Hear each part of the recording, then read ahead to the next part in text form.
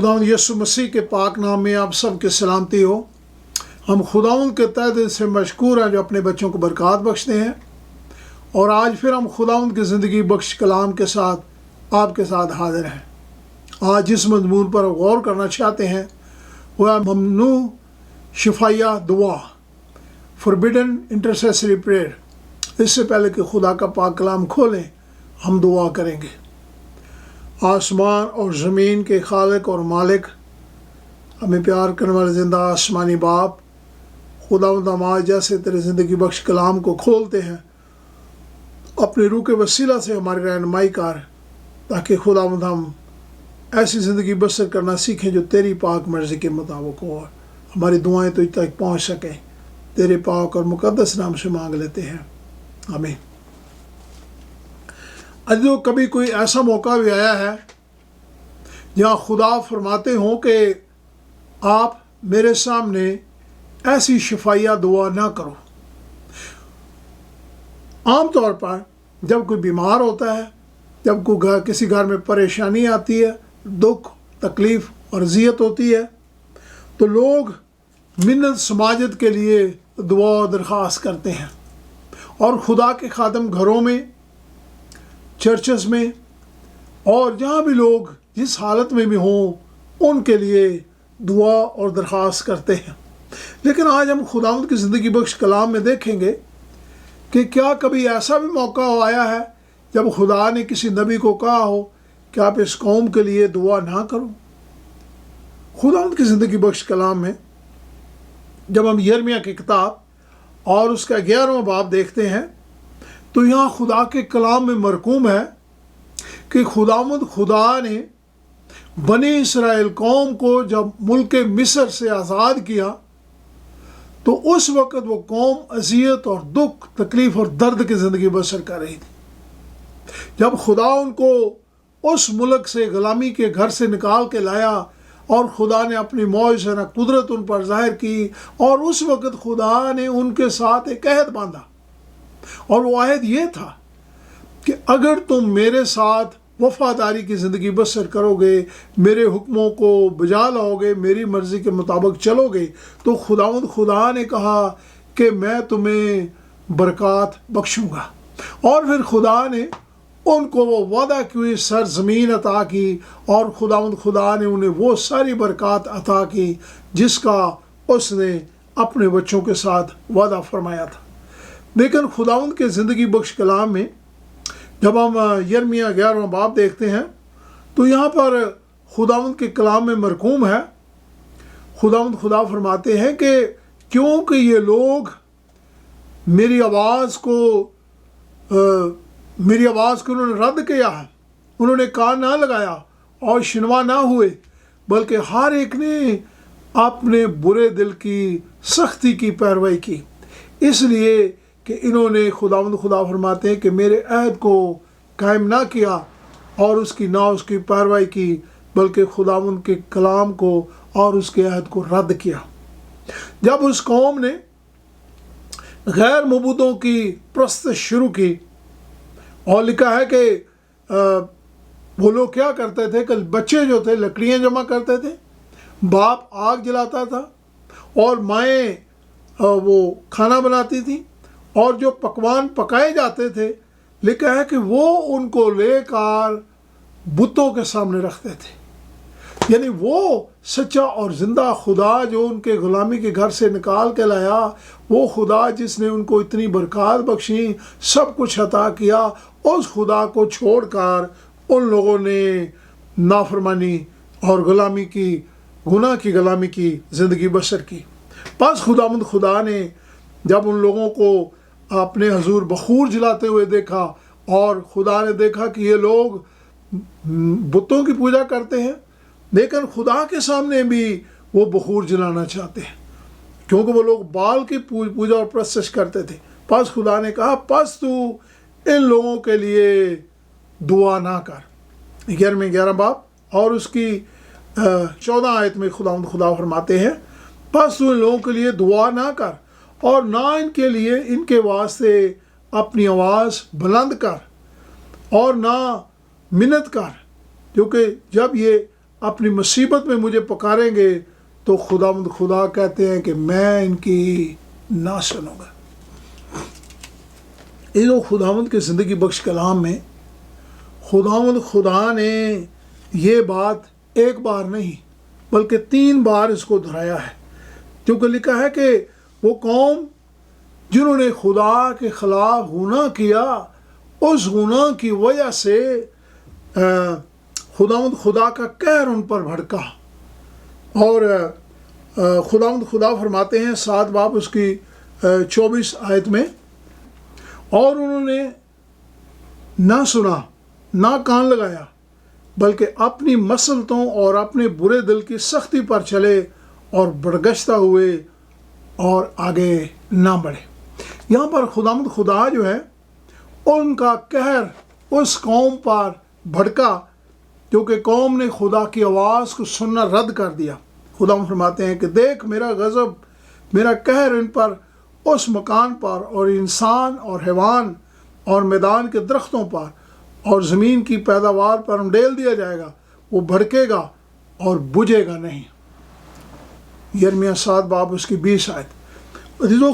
خدا فرماتے ہیں چونکہ قوم نے خدا کو رد کر دیا، خدا کی عبادت کو پاکیزہ نہ جانا بلکہ بتوں کی اور غیر معبودوں کی عبادت کی، اس لیے خدا کا قہر ان درختوں پر، ان کی پیداوار پر، ان کی کمائی پر نازل ہوا، اور خدا نے فرمایا کہ میں سام بھیج کر اس قوم کو ختم کروں گا کیونکہ یہ قوم نافرمان ٹھہری ہے۔ کیونکہ خدا نے فرمایا یہ ملک ویران ہوگا اور سنسان ہوگا اور یہ قوم برگشتہ ہو گئی ہے، اس لیے خدا نے فرمایا کہ یہ قوم میرا انکار کرتی ہے، اور انہوں نے خدا کی آواز کو سننا پسند نہ کیا بلکہ برائی کی طرف بڑھتے چلے گئے اور خدا کو رد کر دیا، اس کو ترک کر دیا۔ اور خدا فرماتے ہیں کہ بے شک میرا گھر ان کے درمیان موجود ہے، اور یہ سوچتے ہیں کہ شاید ہم خدا کے گھر میں جاتے ہیں اور اس کے حضور قربانیاں لاتے ہیں تو شاید ان وجہ سے ہم خدا کے حضور مقبول ٹھہریں گے۔ خدا نے کہا تمہارے پاس خدا کا کلام بھی ہے، تم قربانیاں بھی لاتے ہو، لیکن خدا نے کہا کہ اس کے باوجود آپ وہ قوم ہو جو خدا کی نظر میں نامقبول ہو، اس لیے کہ وہ قربانیاں تو کرتے تھے، وہ شاید کلام بھی رکھتے تھے، لیکن خدا کے کلام کو پڑھتے نہیں تھے، خدا کے کلام کو پہچانتے نہیں تھے، خدا کی آواز کو نہیں سمجھتے تھے، اور ان کی قربانیاں خدا کی مرضی کے مطابق نہیں تھی۔ اس لیے خدا نے فرمایا، خدا نے کہا کہ میں تمہارے گھروں کو ویران کر دوں گا، تمہارے گھروں کو اجاڑ دوں گا۔ اور یہاں پر لکھا ہے کہ خدا نے فرمایا کہ میں جو تمہاری منقوع بیویاں ہیں ان کو لے کر دوسری قوم کو دے دوں گا، اور تمہاری کمائی دوسری قومیں کھائیں گی، تمہارے کھیت دوسرے قوم لے جائیں گے، اور تمہارے چھوٹے سے بڑے سب کے سب اس کو ملک میں برباد اور ویران ہوں گے۔ اور پھر خدا نے یہ بھی فرمایا کیونکہ یہ لوگ اپنے بچوں کو لے کر آگ پر چلاتے تھے، اپنے بچوں کو لے کر بال کی پوجا پرستش کرتے تھے، اور بال جو دیوتا تھا اس کے نیچے آگ جلاتے تھے اور اپنے بچوں کو اس کے ہاتھوں پر رکھ کر قربانیاں دیتے تھے۔ یعنی وہ قوم جو خدا کی قوم تھی، خدا کے لوگ تھے، خدا کے بچے اور بچیاں تھے، انہوں نے خدا کو اس طریقے سے رد کر دیا کہ خدا کا پاک کلام پڑھنا بند کر دیا، خدا کے گھر کی عزت کو قائم نہ رکھا، اور ان لوگوں نے خدا کی عبادت کو ناپاک جانا اور خدا کے حضور وفاداری سے نہ چلے۔ جب یہ حال ہوا تو خدا نے اپنے بندہ یرمیہ کے وسیلہ سے فرمایا، خدا نے کہا کہ اس قوم کے جو بادشاہ ہیں، اس قوم کے جو کہن اور سردار ہیں، جو نبی بھی گزرے ہیں، جو ان کے ابھی تک بزرگ ہوئے ہیں، خدا نے کہا کہ ان کی قبروں کو کھودو، ان میں سے ہڈیاں نکال کر ان کو ویرانے میں رکھ دو، تاکہ وہ سورج کے سامنے، چاند کے سامنے، اجرام فلک کے سامنے، ان بتوں کے سامنے، یعنی ان کو شرمندگی اور ان کو پریشانی اس قوم میں آئی کیونکہ انہوں نے خدا کو رد کر دیا۔ اور خدا نے فرمایا کہ تمہارے جو طاق ہیں اور جو انگوروں کی بیلیں ہیں، خدا نے کہا کہ وہاں پھل نہ لگے گا، اور انجیر کے درخت تمہارے کچے جھڑ جائیں گے، اور تمہارے ملک میں سلامتی نہ ہوگی، بلکہ خدا نے کہا وہاں ویرانی ہوگی، اور تمہیں شفا نہ ہوگی، تمہارے جانور جو ہیں وہ تمہارے لیے باعث برکت نہ ہوں گے، اور تمہیں پینے کے لیے پانی نہ ملے گا، تمہیں خوراک نہ ملے گی، اور اس وجہ سے لکھا ہے کہ وہ قوم ویرانی، پریشانی، دکھ، تکلیف اور درد میں چلے گئی، اور خدا کی نظر سے وہ لوگ رد کیے گئے۔ لیکن عزیزو، جب ہم غور کرتے ہیں تو کیا ہم دیکھتے ہیں کہ کیا آج کا دور اس دور سے بہتر ہے؟ کیونکہ جس طرح کے گناہ سدوم اور عمورہ میں پائے جاتے تھے، کیا آج دنیا اس سے بہتر ہے؟ جس طرح کا گناہ نوح کے وقت میں پایا جاتا تھا، کیا ہماری دنیا اس سے کچھ بہتر ہے؟ بلکہ جب ہم دنیا کے آج گناہوں پر نظر کرتے ہیں تو لکھا آج کل کے ایسے معاشرے بھی ہیں جو ہم پر گناہ کی رفتار بہت زیادہ ہے۔ آج کل کا انٹرنیٹ، آج کل کا ماحول، آج کل کے جدید مشینری، آج کل کے حالات، آج کل کی ایسی چیزیں جو گناہ کو بہت زیادہ جنم دیتی ہیں۔ بلکہ ہم جنس شادیاں اور ایسے جوڑے جو بغیر شادی شدہ کے اکٹھے رہتے، بلکہ لوگ گناہ کو گناہ سمجھتے ہی نہیں ہیں۔ ایسے معاشرے ہیں جہاں پر نشے کو گناہ نہیں سمجھا جاتا، ایسے معاشرے ہیں جہاں بدی کو بدی نہیں سمجھا جاتا، ایسے معاشرے ہیں جہاں پر لوگ فحش قسم کا لباس، فحش قسم کی زبان اور ان چیزوں کو استعمال کرتے ہیں، اور لوگ سمجھتے ہیں کہ یہ ایک ماڈرن سٹائل ہے زندگی کا۔ بلکہ خدا نے جو شادی کی مقدس رسم عطا کی ہے، لوگ اس تقدس کو قائم نہیں رکھ رہے، بلکہ بچے جو ہیں ان میں بڑوں کی عزت نہیں ہے اور خواتین کی عزت نہیں ہے، گھروں میں لڑائیاں، جھگڑے، فساد اور ہر قسم کی برائیاں پائی جاتی ہیں۔ اور آج کل کے جب ہم دنیا میں گناہ دیکھتے ہیں تو کسی نے لکھا ہے کہ 7 قسم کے گناہ جو ہیں وہ آج دنیا میں سب سے زیادہ مقبول کیے جاتے ہیں، جن کو دنیا قبول کر رہی ہے، جو کچھ دنیا میں ہو رہا ہے۔ جیسے خواہش، آنکھوں کی خواہش، دل کی خواہش، گناہ کی خواہش۔ سب سے دنیا میں بڑا گناہ ہے کہ جو بدی کو سب سے زیادہ دنیا میں بڑھا رہا ہے۔ اور پھر لوگ جو ہیں وہ دوسرا بڑا گناہ جو دنیا میں پایا جاتا ہے کہ لوگوں میں سستی پائی جاتی ہے، روحانی طور پر، خاندانی طور پر، مالی طور پر۔ لوگ جو ہے وہ اس طریقے سے محنت اور کام نہیں کرنا چاہتے، بلکہ وہ سستی کو اپنی زندگی کا حصہ سمجھتے ہیں، اور پھر اسی میں وہ لوگ چاہتے ہیں کہ کوئی ان کو ایسا طریقہ مل جائے کہ جس سے وہ زیادہ سے زیادہ پیسہ بھی کما سکیں، لیکن وہ محنت نہیں کرنا چاہتے۔ پھر لوگوں میں لالچ کی روح پائی جاتی ہے، جو دنیا میں اس وقت بہت زیادہ بڑھ رہا ہے، جس کی وجہ سے لوگ خاندانوں کو تباہ کر رہے ہیں، لوگ اپنی زندگیوں کو تباہ کر رہے ہیں، لوگ لالچ کی وجہ سے دوسروں کے چیزوں پر قبضہ کرنا چاہتے ہیں، دوسرے لوگوں کی چیزوں کو اپنے ہاں لینا چاہتے ہیں۔ اور پھر جو تیسرا گناہ ہے وہ ہے دنیا میں کھاؤ اور موٹاپا جو دنیا میں بڑھ رہا ہے، یعنی لوگ جو ہے وہ کھانے پینے کی پاک اور ناپاک میں فرق نہیں سمجھتے،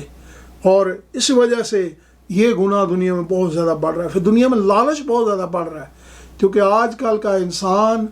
سب سے بڑھ کر انسان لالچی ہو گیا ہے۔ اس کو صرف اور صرف اپنا انسان سوچتا ہے اور کسی دوسرے کا انسان خیال نہیں کرتا۔ پھر دنیا میں غصہ بہت زیادہ پایا گیا، جس کی وجہ سے دنیا میں بہت زیادہ گناہ بڑھ رہا ہے، جس کی وجہ سے دنیا میں وائلنس بڑھ رہا ہے، جس کی وجہ سے دنیا میں بہت ساری مشکلات پیدا ہو رہی ہیں۔ پھر دنیا میں بہت زیادہ لوگ فخر کرنا پسند کرتے ہیں۔ یعنی یہ وہ چیزیں ہیں، 7 گناہ ہیں جو آج کے موجودہ دور میں سب سے زیادہ بڑھ رہے ہیں۔ یعنی خواہش، سستی، لالچ، موٹاپا یا کھاؤ لوگ، لالچ، غصہ اور فخر کرنا لوگ جو ہے پسند کرتے ہیں۔ جب ہم خداوند کی زندگی بخش کلام میں غلطیوں کی کتاب اور اس کا 5واں باب اور اس کی 19 سے 21 آیت میں دیکھتے ہیں تو لکھا ہے کہ جسم کے کام جو آج اس دنیا میں پائے جا رہے ہیں، جیسے حرام کاری ہے، ناپاکی ہے، شہوت پرستی ہے، بت پرستی ہے، جادوگری ہے، عداوتیں ہیں، جھگڑا ہے، حسد ہے، غصہ ہے، تفرقہ ہے، جدائیاں ہیں، بدعتیں ہیں، بغض ہے، نشہ ہے، ناچ رنگ ہے، اس طرح کی چیزیں آج دنیا میں ہر جگہ پائی جاتی ہیں۔ اگر اس وقت خداوند خدا یرمیہ کے وقت میں اس قوم کو کہہ رہے ہیں کہ انہوں نے خدا کو رد کر دیا، خدا کی آواز کو سننا بند کر دیا ہے، تو کیا آج کی دنیا اس وقت سے بہتر ہے؟ جب ہم خداوند کے زندگی بخش کلام کو دیکھتے ہیں تو بے شک یرمیہ کے وقت میں خداوند خدا نے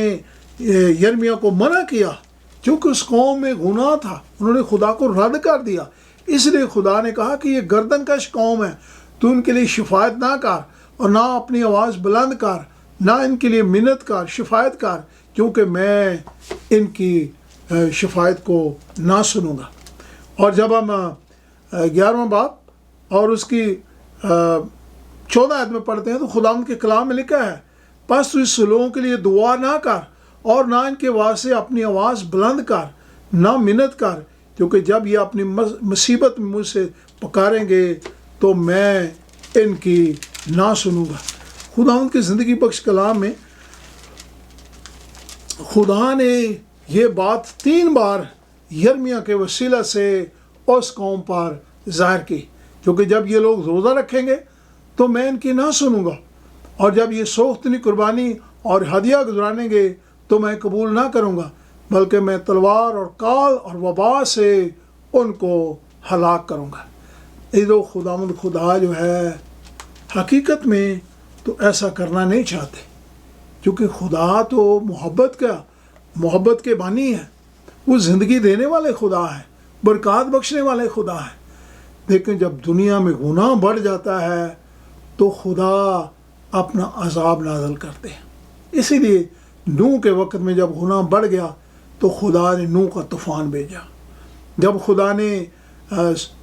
سدوم اور عمورہ کے میں گناہ بڑھ گیا تو خدا نے سدوم اور عمورہ کو آگ اور گندک سے بھسم کر دیا۔ اسی لیے جو خدا کی عدالت قائم رہتی ہے اور وہ گناہ کو ختم کر دیتے ہیں۔ جب ہم آج دنیا میں نظر کرتے ہیں کہ گناہ اتنا بڑھ رہا ہے تو اس کا مطلب یہ ہے کہ یہ دنیا بھی اسی طرح گناہ میں غرق ہونے والی ہے۔ لیکن خدا یہ چاہتے ہیں کہ خدا کے لوگ خدا کی آواز کو پہچاننا سیکھیں۔ آج اب ہم وہ سستی نہیں کرتے جیسے یرمیہ کے وقت میں لوگوں نے سستی کی، انہوں نے خدا کی آواز کو نہ پہچانا، انہوں نے خدا کے کلام کو نہ پہچانا، انہوں نے خدا کے گھر کی عزت کو قائم نہ رکھا، خدا کے گھر کو پسند نہ کیا، اس میں جانا، اس کی عبادت کرنا اور خدا کی سچی پیروی کرنا۔ یہ تو خداوند چاہتے ہیں کہ انسان خدا کی وفاداری میں رہے، کیونکہ خدا پھر بھی گناہ گاروں سے بھی پیار کرتے ہیں۔ خدا کا فضل اتنا عظیم ہے۔ یہاں پر جب ہم خداوند کے زندگی بخش کلام میں یرمیہ 29 باب دیکھتے ہیں تو لکھا ہے کہ یرمیہ اس قوم کے لیے رو رہا تھا، دعائیں کر رہا تھا، درخواستیں کر رہا تھا، تو اس وقت خدا نے اس قوم کو غلامی کے گھر میں بھیجا اور 70 سال وہ لوگ غلامی میں گئے۔ لیکن جب وہ لوگ غلامی میں بھی گئے تو خدا فرماتے ہیں کہ میں اس قوم پر رحم کروں گا، اور خدا نے کہا تم گھر بناؤ گے۔ یعنی جب لوگوں نے توبہ کی، وہ لوگ غلامی میں گئے، ان لوگوں نے اپنے گناہوں سے پھرے، ان کو پتہ چلا کہ ہم نے سچے خدا کی عبادت کو چھوڑ دیا ہے، ہم نے سچے خدا کی عبادت کو رد کر کے بتوں کی پرستش کی ہے۔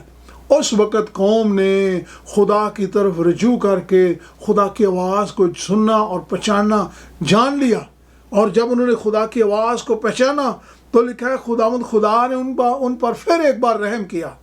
اور خدا نے فرمایا کہ میں تمہیں 70 سال کی اسیری کے بعد واپس لے کر جاؤں گا۔